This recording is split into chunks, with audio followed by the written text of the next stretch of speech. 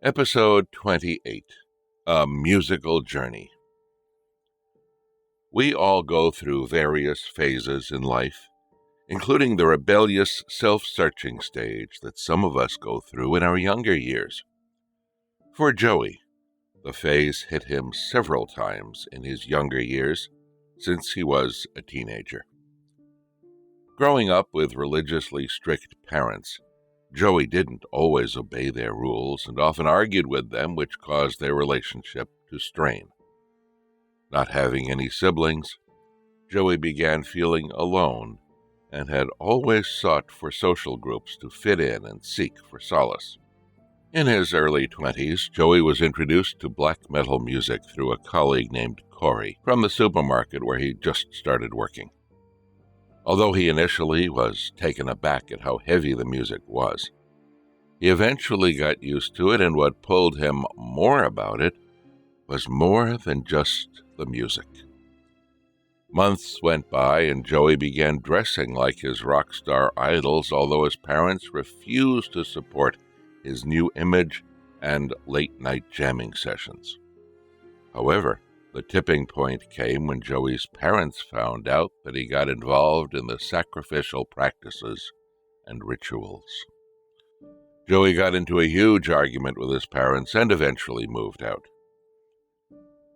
At that point in time, although Joey was unsure whether the practices that his social circle carried out were really related to the music or not, Joey was somehow appealed to the lifestyle they led, living life without any rules and enjoyed to their fullest of desires.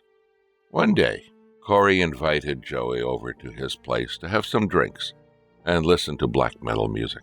It was Joey's first time there and was intrigued the moment he stepped into Corey's home. The home was filled with remains and posters of horrific images, which Joey thought at that time was very cool.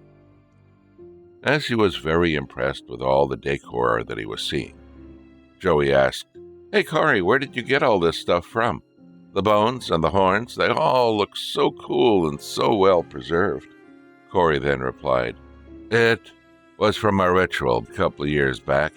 It took a lot of effort as the thing struggled hard before we eventually got it down and brought it home as decor. I had to spray it all over so it wouldn't smell and would stay this way for a long time." "That is so cool. I'm staying alone now, so hopefully one day I can have some of these decor for my home," said Joey.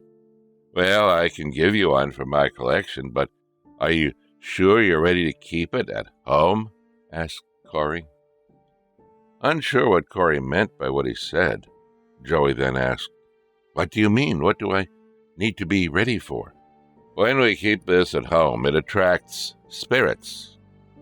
So, you will experience disturbances often. You will need to embrace their presence and completely enjoy their company," explained Corey. Thinking that it would be something exciting to experience, Joey said, "Okay, of course I'm ready. I can't wait to experience and feel whatever that you have gone through. Are you sure you want to give it to me?" "Sure, it's my welcome present to you," said Corey as he brought Joey to his room. In Corey's room sat the skull that he wanted to give to Joey. It was placed on one of his shelves, which was decorated with candles around it and flowers in front of it. Corey picked it up and handed it over to an excited Joey as he received it and held it in awe. Joey left shortly after with the skull hidden in his bag to avoid any unnecessary public attention. Once home, Joey placed it on his dining table as though it was a table centerpiece and sprayed some protective liquid over it to ensure that the piece continued to look good. That night, Joey admired his new decor before heading to his bedroom for some sleep. As he was about to fall asleep, Joey heard footsteps walking in the kitchen, and his dining table sounded like it was dragged slightly across the floor. As all this happened, Joey was trying to embrace the occurrences, as how Corey described to him and hoped that it was only the beginning of more activities. However, a couple of days went by, and to Joey's disappointment, the nights all had similar, subtle sounds heard in the living room, as they did on the first day it occurred. Joey felt that it lacked the excitement that he had expected, and thought that the activities would be more intense if he had more of such stuff in his home. So, Joey contacted Corey and asked him for the contact person who would sell such decor. From the person, Joey bought a couple of explicit posters of animal heads with human bodies and a couple of skulls from the man. He hung them along his living room and placed a light within each skull to ensure that the pieces glowed beautifully at night. So, that fateful night, after feeling satisfied with all the items that he had purchased earlier in the day, Joey eventually went to sleep after having some drinks at home. But just as Joey was about to fall asleep, he began to hear the sound of the dining table being dragged as per usual. But to Joey's surprise and excitement, the sound got progressively louder as the table began to shake vigorously. Then, Joey heard the sound of the other decors he hung in his living room, swaying back and forth, hitting the walls at the side, as though they were being blown by unnaturally strong winds, even though the air was still that night. At that moment, the occurrences indicated to Joey that these were the supernatural signs that he had been waiting for. Joey couldn't sleep and got excited and hoped that more signs of the spirit's presence will begin to show. As Joey lay in bed and waited for something more to happen, suddenly, all the aggressive sounds he heard coming from the living room suddenly stopped. His home turned silent. Then, just when Joey thought it had ended, he felt like a gust of wind storm into his bedroom that was too fast for Joey to see, comprehend, or react. What Joey saw next was that he felt himself being lifted off the ground but couldn't do anything about it. Then, as he looked down to see how far up off the ground he was, Joey then began feeling as though someone really strong was having a tight grip on his neck, seeming to be strangling him with pure vengeance. But strangely, Joey couldn't see anyone in front of him. Now, slowly beginning to suffocate, Joey's fears finally kicked in, and he no longer found the experience fun. Since his bedroom was facing the common corridor and his window was open, people from outside could see through his room. Suddenly, a knock on his window was heard. "Hey, bro!" It was Corey standing along the common corridor as he looked into Joey's bedroom and saw Joey falling down from thin air with no one else in Joey's room. It was as though the evil sensed Corey was coming and let go of Joey and left.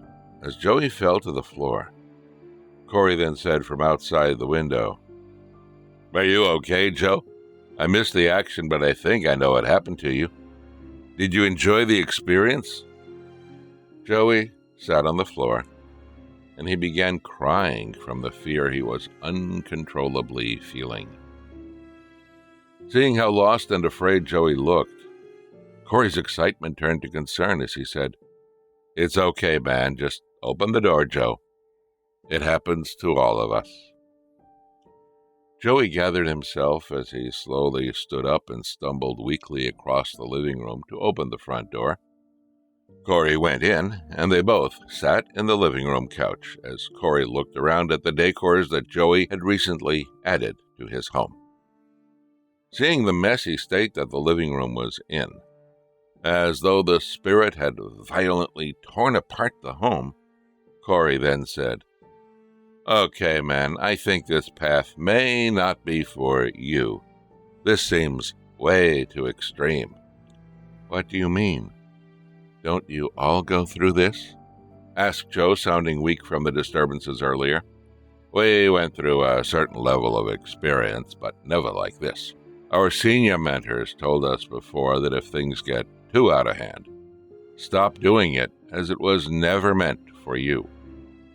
These things get more violent the more sensitive we are. So, I guess your soul isn't suitable for this journey, man, said Corey. As Joey was still feeling around his neck from being strangled and lifted off the ground earlier, Joey then said, "That's great to know, because I quit." "As in, just the decors and the practices?" asked Corey. "No, as in everything. I thought this is exciting, seeing how you guys are embracing the culture. But after experiencing it myself, it wasn't as exciting as I thought it would be, to live life like this. And the music is just okay. It's not that I hate it, but I don't have a strong passion for it like you guys do," explained Joey. "Okay, man, I understand. So, what are you going to do with all this stuff you bought?" asked Corey. "I think I'm going to finally admit to my parents that this wasn't such a good idea and ask them for help to get rid of whatever that's been bothering me," explained Joey.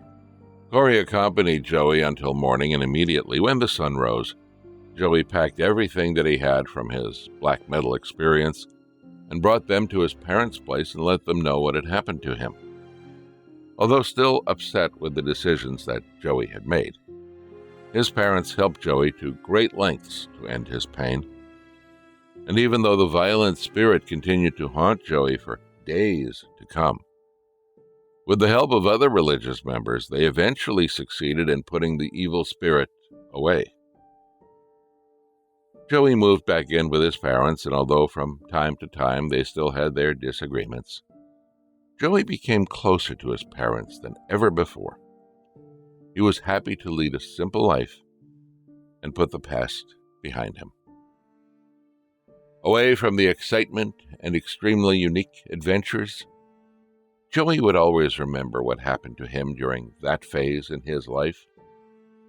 The phase when he immersed himself in what he thought was a start to his musical journey.